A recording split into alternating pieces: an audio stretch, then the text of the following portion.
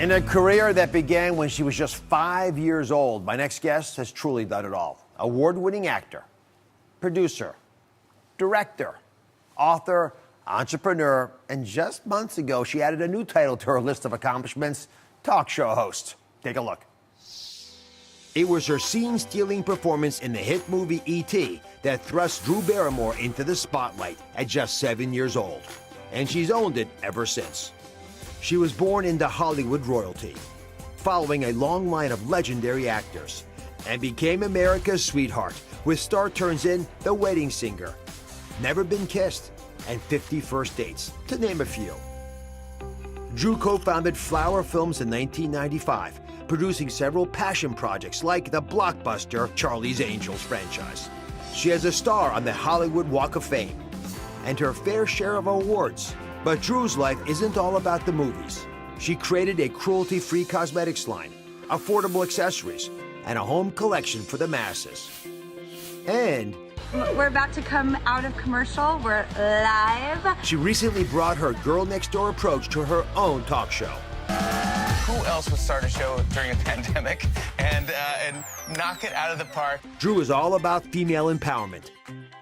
And even with the many notches she keeps adding to her belt, raising her 2 young daughters might just be her biggest accomplishment yet.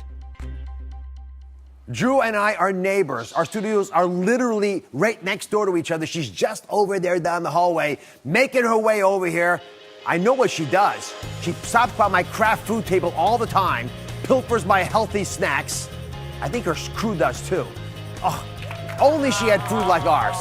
My pod. She's closer, taking my healthy vitamins, all the things that I crave. Please welcome my friend, Drew Barrymore. Woo! Hi, Dr. Oz. You made it down the hallway. I came from right next door. Okay. Did you take any food? Be honest.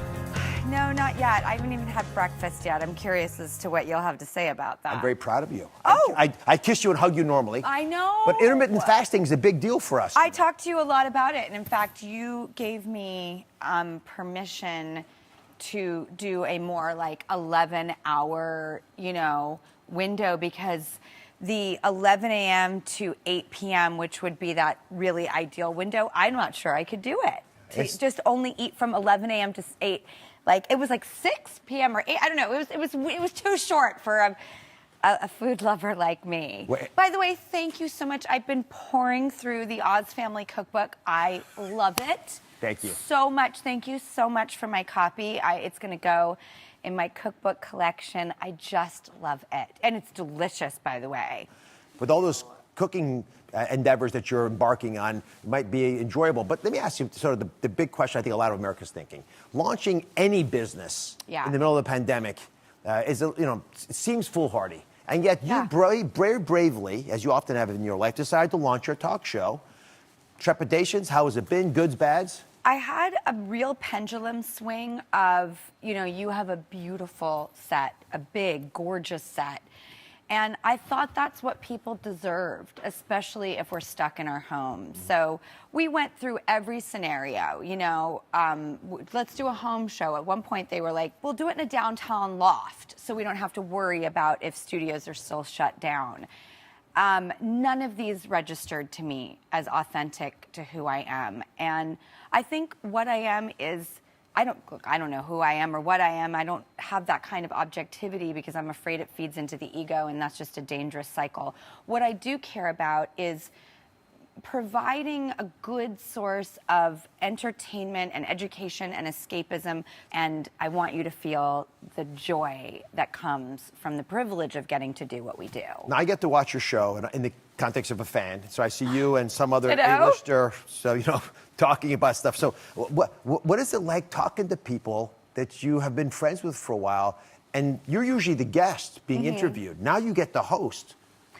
Which I think is such a great advantage, because I know what kind of questions for me didn't sort of, they felt a little, what is this film and why did you want to do this character? Great, we've got to get that out. I understand that. But I always wanted stuff that would show more of my personality rather than just the film and the character. So I try to tailor everything very individually and make it fun, but not so goofy and off subject that they're like, I just went to like a circus. What was that? So I want to keep it grounded, but try to make it fresh for people. All right, so take Cameron Diaz, who on this stage chugged a couple liters of water to prove she likes water. What did she teach you? What did you enjoy about that interview? She's that girl that was doing everything before everyone else. She was driving the Prius. She was turning off all my lights. She was drinking 20 billion gallons of water a day. And I'm talking like in the 90s, like not, you know, she was always ahead of the curve. She's made me such a better person because of our friendship. And she's a unique guest because she's one of my closest, nearest, and dearest. We've been, you know, very close since 14 and 16 and, you know, our early 20s. We've just known each other most of our lives.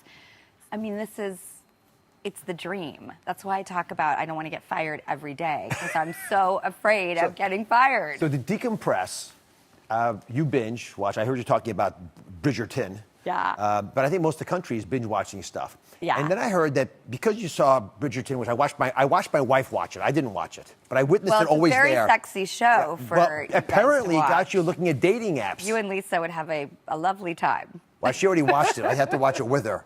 But are you really using dating apps because of that show? Well, here's my feeling about dating apps, and I finally just discovered this. First of all, when I got divorced, I was so devastated for so many years, I could not even fathom the idea. I don't know what it was, but it's not my generation. It's too modern. It felt cold. I felt exposed. I felt vulnerable. Then the pandemic hit, and I was like, seems like nobody's going to meet each other the old-fashioned way. And I said, I've got to be more open to this modern world. It's like when families were like, what is this television? It's going to ruin our children. What is this telephone? How dare this modern world? So I'm just at the precipice of like, this is how it's going to work from now on. And I got to get with the times. Then I saw Bridgerton. I was like, I think the time is now. And it wasn't because it was a sexy show. That's not, again, what I'm looking for. I'm not putting myself in a dating app saying, like, I want sex. It's like, I am trying to join the civilized world that now is working in the confines of this new romantic endeavor. So let me play in that field, too.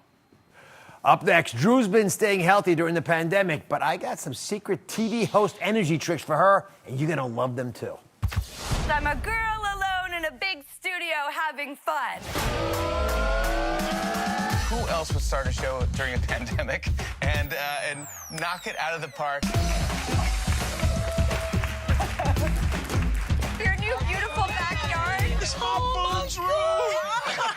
The Home Depot Foundation is going to pay off your mortgage in full. Every time I see you on TV, I smile. I smile, too. We're back with actress Drew Barrymore with energy secrets that everyone needs, especially new talk show hosts. I wish someone had taught me this when I started, so I made for you something that I think everyone's going to enjoy in America, a morning elixir. This is an energy elixir that you might be able to try, and you're so close you can steal mine if you want, if you're nice to me. A neighborly shake? I'm so in. Okay, so matcha tea, which you probably... Love matcha. Almond milk, which just you can have regular milk if you want as well. Blueberries can be frozen, so inexpensive. But I know money's a big issue for some folks. You can adorn it with some mints. Here, let me give you one of these while I'm talking. Chia seeds? Chia seeds, which gives you protein and bulks it up a tiny bit. Whatever berries you like. I happen to like strawberries and raspberries. Lots of antioxidants, lots of energy. May I toast you? What do you think? Honest opinion. With no disrespect to all the other ingredients, it tastes like a perfect smoothie that you would get like at a spa or a really nice restaurant. Like, it doesn't taste medicinal. And I like it in the morning because it cleanses my palate, gets my intestines moving, but gives me the energy I desire. What's the food that you crave the most? Well, I think my biggest pleasure is pasta, for sure, which I know what that turns into the body. I might as well, like, skip the eating, how did you layer it on my body. I'm like, I know where you're headed. But you lost weight during the pandemic.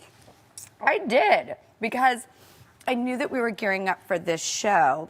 So I just thought if I respected myself and I took care of myself, I'd be setting myself up for the show in the most honorable way. I'm proud of you. Okay, now, last little deal. Everyone needs a snack. I love popcorn, but I think put a little cayenne pepper on it. Bite gives it a little bit of bite. And it's a good snack to help delay anything else you want to put in your body. And it's often something I eat in the afternoon to let me get to dinner. But also, I find this is the last thing I eat because if I have my dinner and then I have popcorn, I close the kitchen. But I give one last tip for you. Come down. By the way, I love popcorn, and I love making spicy, interesting popcorn concoctions. And also, this is a weird tip, but it's been working for me lately, is I brush my teeth right after dinner rather than before bed. Yes, it's such a good idea. You literally, out of just sheer laziness, are like, I can't eat now. I know. I It's don't want to so brush it again. great. It's a smart move. Who knew toothpaste was the new Ooh, all diet? right, let's start dancing. The last tip is just this. 30 seconds during the commercial break. Any technique you want, you can do this. You said that dancing was like the key to life. It is. And I She does it too. literally went and told my trainer, Katrina Rinne, the next morning, I was like, let's start with dancing.